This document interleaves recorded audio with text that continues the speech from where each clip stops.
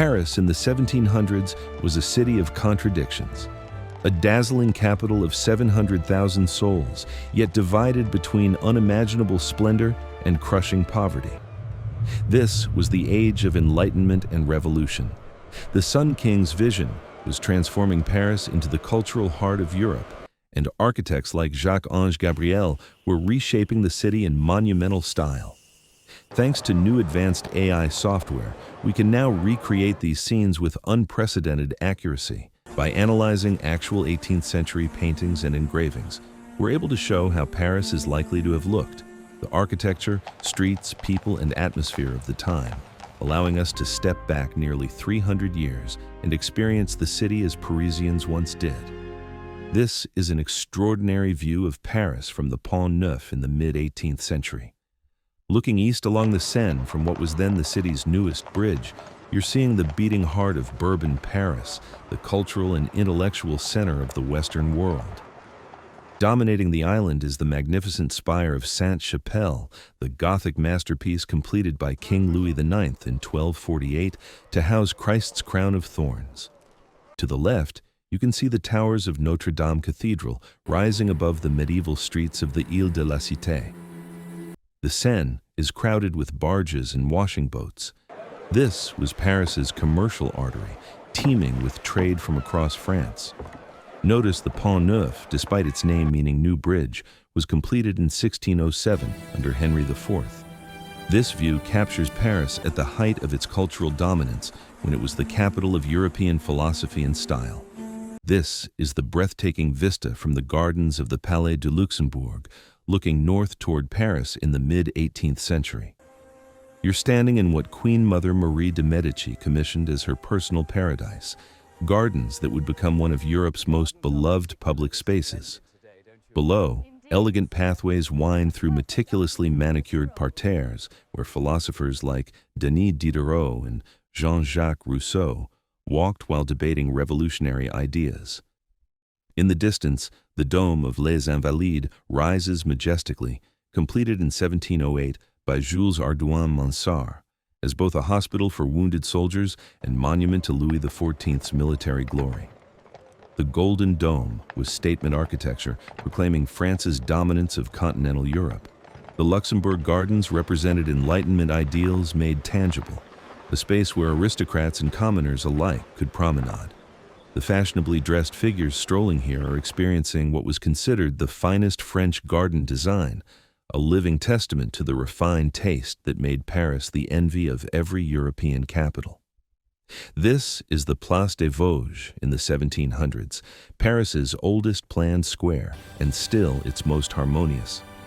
The 36 identical pavilions were built between 1605 and 1612 under Henry IV, creating a revolutionary urban space that inspired city planning across Europe. The grand building on the south side is the Pavillon du Roi, the King's Pavilion, perfectly symmetrical with the Queen's Pavilion opposite. The square became a magnet for French nobility and literary genius. Madame de Sévigné lived at number 1, writing her famous letters that captured court intrigue.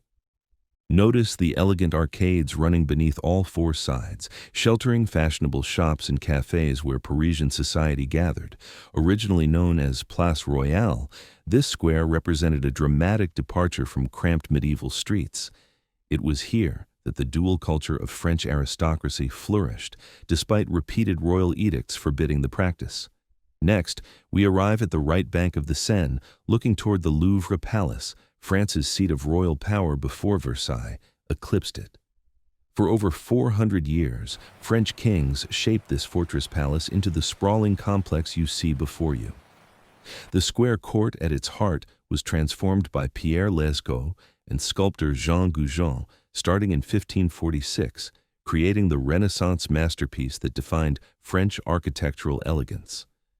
By this period, the Louvre served multiple roles simultaneously: royal residence, treasury, center of administration, and increasingly, home to the royal art collections that would eventually become the world's greatest museum. The colonnade you see facing the river was designed by Claude Perrault and completed in 1680. a neoclassical triumph that announced France's cultural supremacy.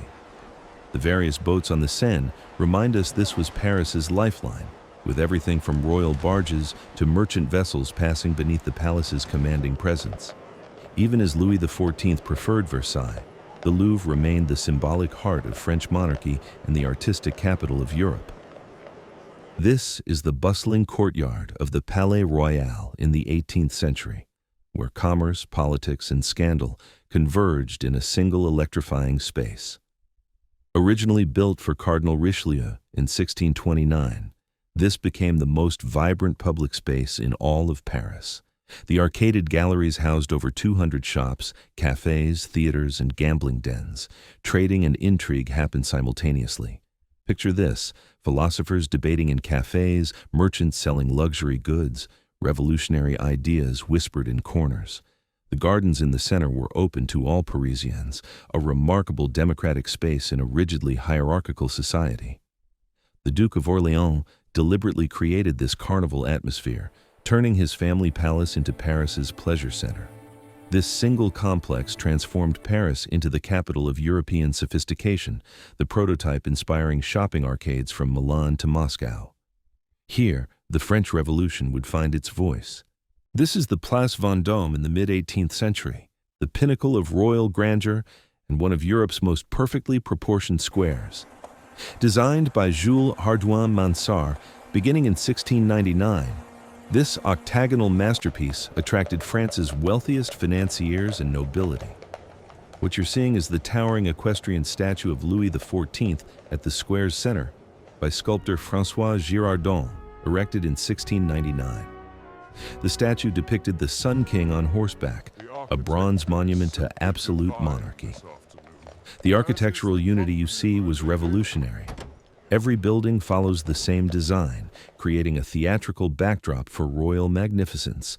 The Place Vendôme embodied everything Louis XIV believed about kingship, order, symmetry, and overwhelming grandeur, designed to remind subjects and foreign visitors alike of France's unmatched power. This is the Rue Saint-Honoré, a fashionable commercial artery in 18th century Paris, connecting the Louvre to the western districts where aristocracy built their elegant hotels. The Church of Saint-Roch rises in the distance, its Baroque facade a testament to counter-Reformation ambitions.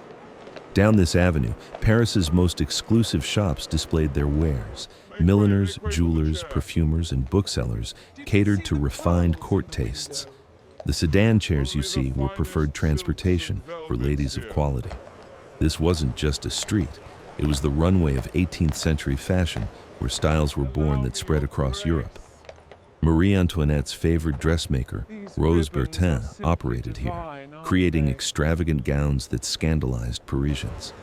The Rue Saint-Honoré was where Paris's reputation for luxury was manufactured and sold, one silk ribbon at a time, where a single dress could cost more than a worker earned in 5 years. History has left us thousands of these remarkable engravings and paintings from cities across the globe, snapshots frozen in time, waiting to be brought back to life. So tell us in the comments, which city would you like to see revived next? Your choice could be featured in our next video. Thanks for watching, and we'll see you in the past.